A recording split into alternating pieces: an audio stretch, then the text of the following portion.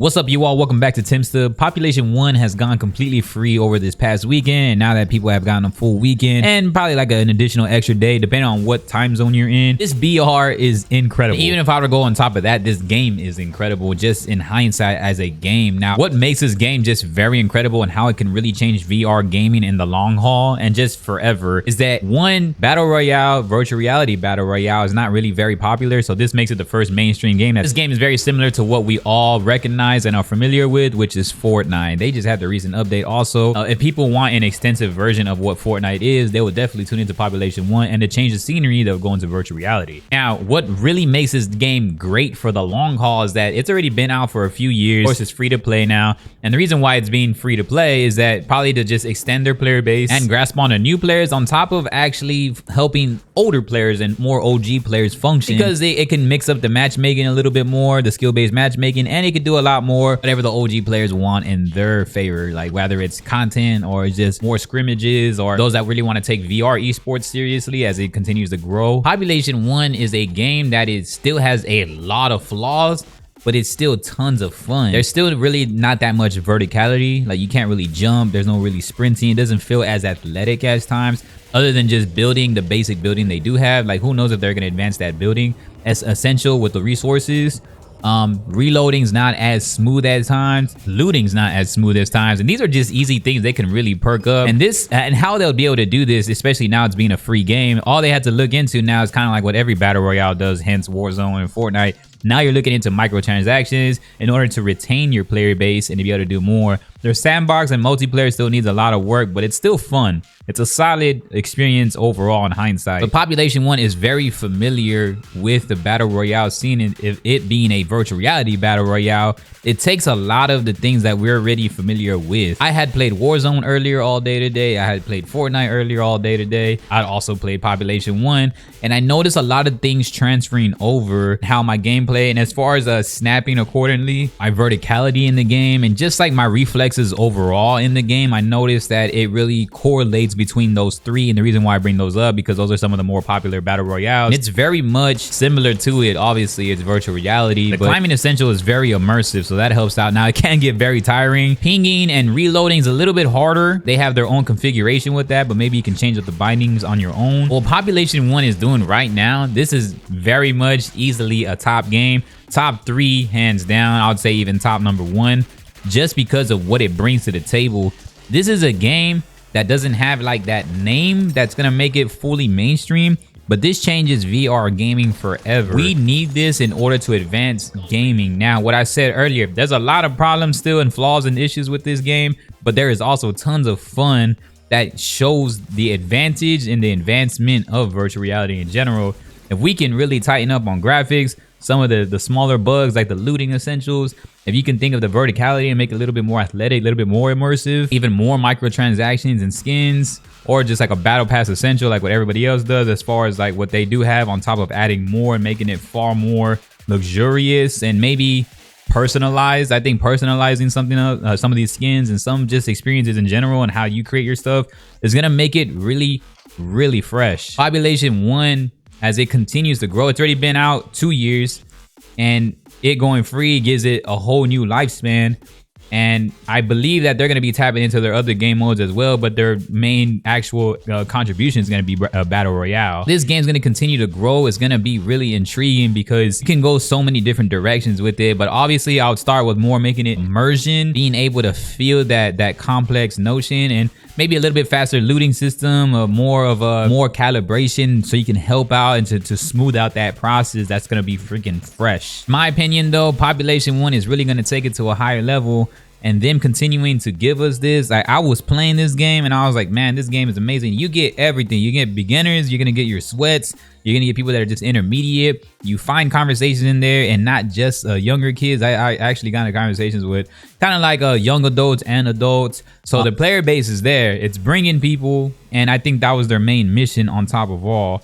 And how it's gonna continue to stay at a top tier is if they can finally add some stuff Now, it's all a business at the end of the day. That's why I really encourage microtransactions. And they can just get this really, if Quest 3 comes out and they're able to really update some graphics and some actual gameplay along with that advancement in the Quest 3 and just giving us features that we've never seen, maybe even potentially hand tracking, we don't know. I feel that that's gonna put on a lot more to just help. The mainstream of this is the marketing, the content around it now, and how you can really place this, which brings to my final notion of bringing this into actually competitive or ranked or VR esports, kind of like how Contractors does it, some Pavlov kind of does it. Bringing this into like a competitive, having their own rank. Now they have sandbox, now they have multiplayer. Like this right there, all those modes is gonna really retain an audience. It's just not gonna really bring that much of a new audience, but it brings a already Quest 2 audience that's starting to emerge.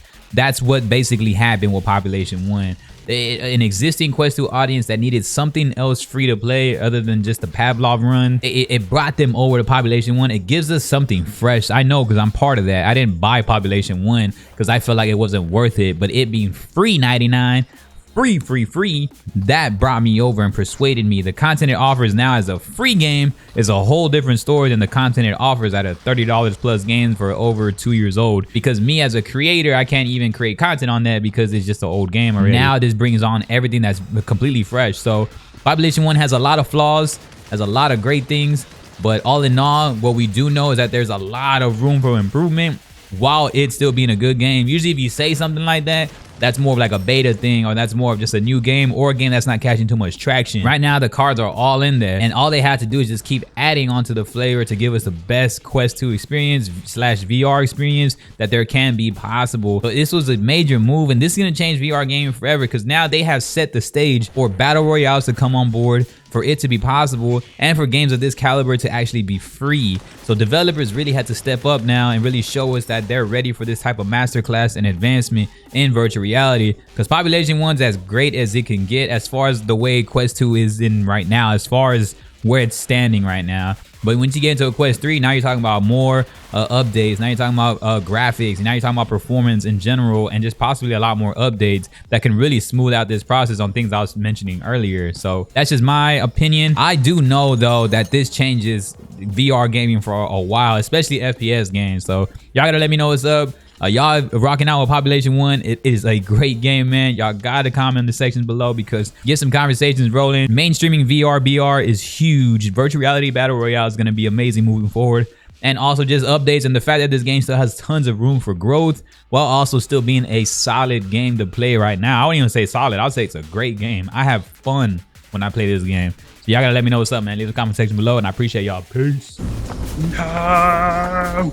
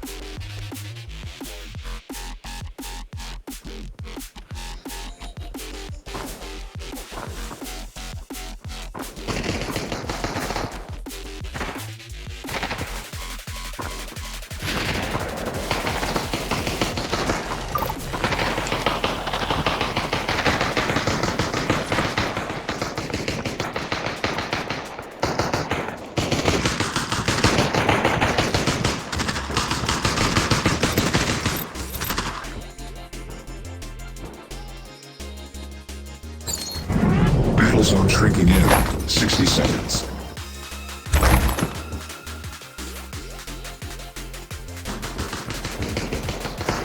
Three squads remaining.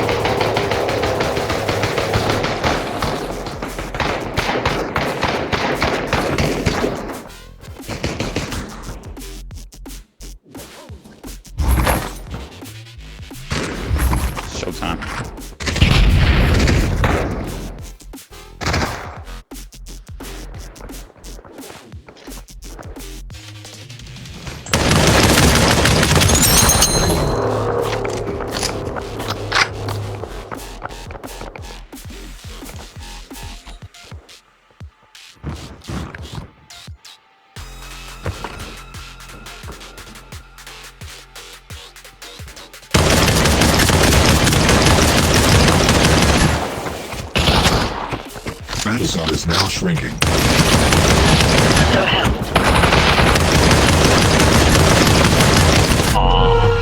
This guy was low, bro. Oh, they're the final one too. 8 kills. Hey man, we got second place. That was that last crew too. I ran up too much on that one then. I didn't know that was the last group. So the CX4 is like rocking, bro. And I was on fire.